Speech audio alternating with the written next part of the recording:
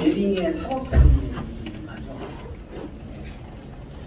그 예링이라는 사람은 독일의 아주 유명한 대표적인 법학자고 대학교 들어오면 법대든 로스쿨든 간에 예링의 권리를 위한 투쟁을 다 봐라라고 권합니다.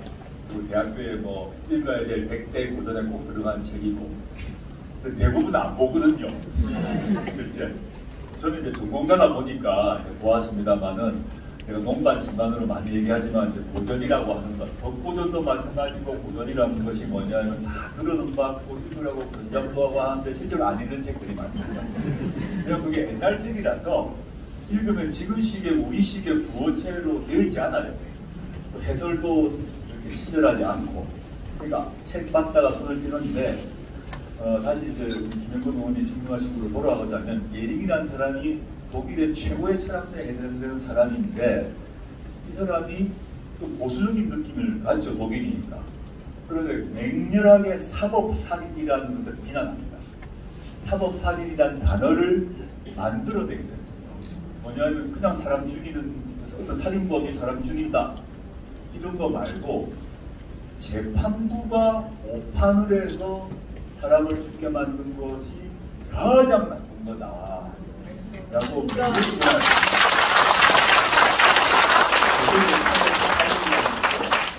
그게 당시 18세기 독일에만 있었느냐? 그게 아닙니다. 우리나라 역사를 보게 되면 권위주의 정권 때 수많은 민주화 운동하는 사람이 사형 선고 당해서 죽었거든요.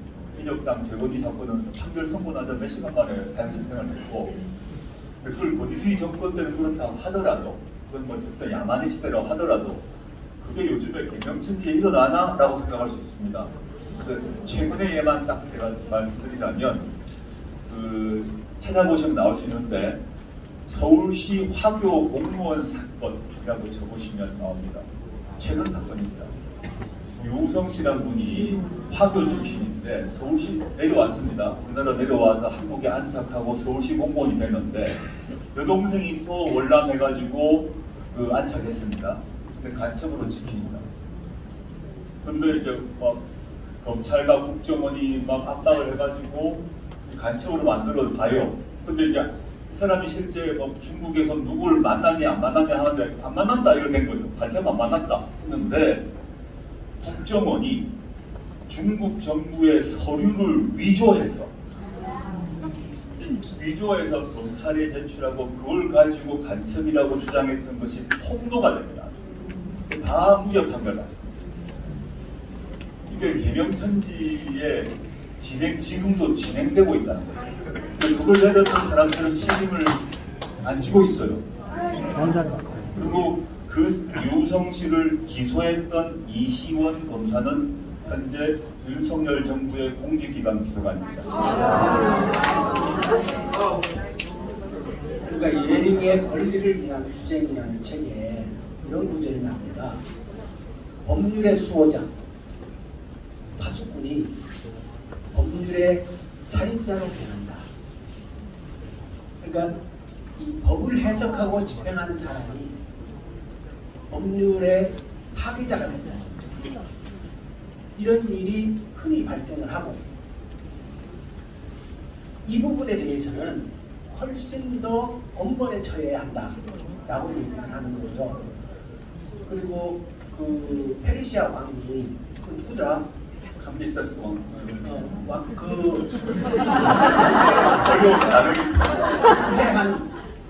부패한 판사의 가죽을 벗기죠. 그렇죠. 이제 아주 유명한 그림인데요.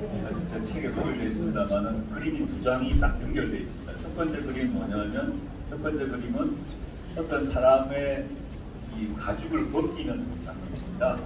그 벗김을 당하는 사람이 사법살인 또 부패한 판사입니다. 이란, 페르시아에.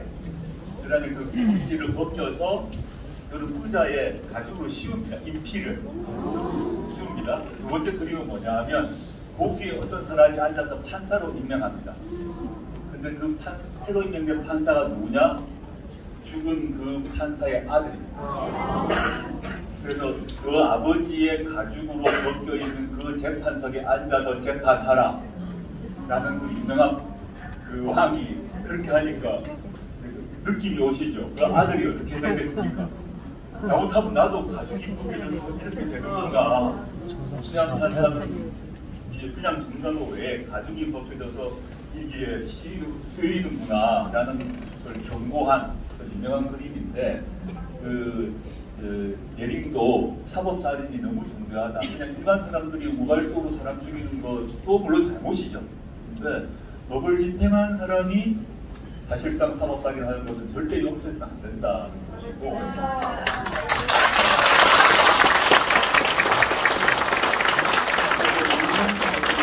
두 가지 얘기, 하나만 예를 들었는데 하나만 짧게 더 하자면, 과거에 유서대필 사건이라는 게 있었습니다.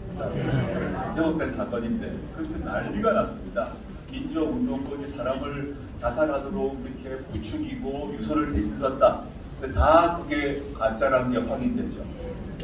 그래서 다 무죄 판결 납니다. 오랜 세월이 흘러서.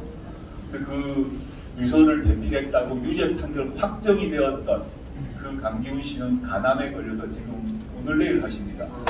근데 그때 기소했던 검사, 유죄 판결 확정 내렸던 판사들은 단 한 번도 사과한 적이 없습니다.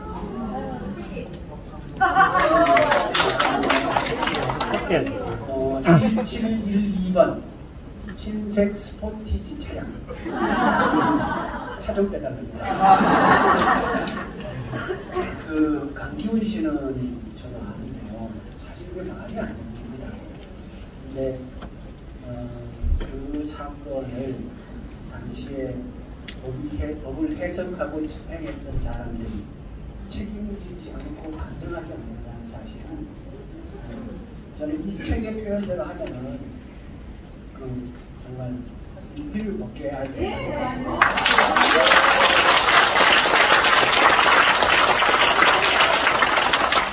인피를 먹히고 그 아들에게 그 의자에 앉아서 판결을 하게 하는 그 행위가 어쩌면 매우 장례이긴 하지만 법률을 해석하고 집행한다는 것이 얼마나 중요한, 그리고 타인에게 위해를 끼칠 수 있다는 사실을 얘기하는 거잖아요. 그리고 최근에 일들을 보면서 사법살인에 관해서 조 교수의 관련된 얘기는 하지 않겠습니다. 하지 않고, 최근에 보면 이해가 안 가는 게요. 왜 영장을 청구하고 그냥 영장이 이게 뭐 자판기입니까? 청구하면 나와요. 이것도 그런 것 같습니다. 지금 보면 아까 자유권, 사회권 이런 흐름과 연결시켜 보게 되면 법조계 내에서 체포 구속 영장 같은 경우는 사람 몸 아닙니까? 잡아 넣는 겁니다. 이 경우는 영장 실질 심사제라는 것이 도입됩니다. 민주화 이후로 도입되어 가지고, 과거 물론 그 권위주의 정권 때는 구속 영장도 자판기였습니다. 검사가 신청하면 거의 다 구속이 됐습니다. 이게 막 사람들이 나의 몸, 이신의 자유, 신체의 자유에 대해서 참을 수 없게 되니까 그게 분노가 일면서 제도화된 게 영장 실질 심사제고, 지금은 영장 청구했는데 그 법원에서 영장 실질 심사를 해가지고 기각한다. 언론 보도 많이 나지 않습니까? 그래서 어떤 경우는 발부되고 어떤 경우는 기각된다는 제도가 있습니다, 우리에게. 그런데 지금 사회자가 말씀하셨던 압수수색 같은 경우는 그런 제도가 없는 겁니다. 지금. 압수수색은 뭐냐면 우리 집, 자동차 안에 물건 가져가는 거라서 그 우리나라 제도를 설계했던 그 사람들은 이건 사람 몸도 아닌데, 몸을 가두는 것도 아닌데 집에 있는 물건 칼을 들고 오고 마약 들고 오는 거는 해야 되는 거 아니야? 수사기관이 그냥 자유롭게 갖고 와야 되는 거 아니야? 라고 생각하는 관념이 쭉 유지됐던 겁니다. 그런데 근래 이제 이게 그 자판기처럼 그 압수수색 문제가 많이 발부가 됐습니다. 아주. 근데 이 문제가 요즘에는 이제 우리의 이신의 자유 외에도 집만 압수수색된 게 아니라, 여러분 우리 모두는 휴대전화를 갖고 있습니다. 컴퓨터를 갖고 있습니다. 이 안에 우리의 프라이버시가 다 들어 있습니다. 이 안에 이 자체를 이 하나만 가져가게 되면 집도 압수수색할 필요 없을 정도일 겁니다. 이것도 막 내줬던 겁니다. 그러니까 사람들이 점점 화가 나고 이건 아닌 것 같은데 아무리 수사기관이 수사를 한다 하더라도 나의 프라이버시를 어디까지 볼 수 있는 거지? 이런 데 대해서 비판이 많이 제기되어 가지고 며칠 전에 법원 주체로 이 압수수색 경우에 있어서도 심사를 해야 된다라는 논의를 지금 시작했습니다.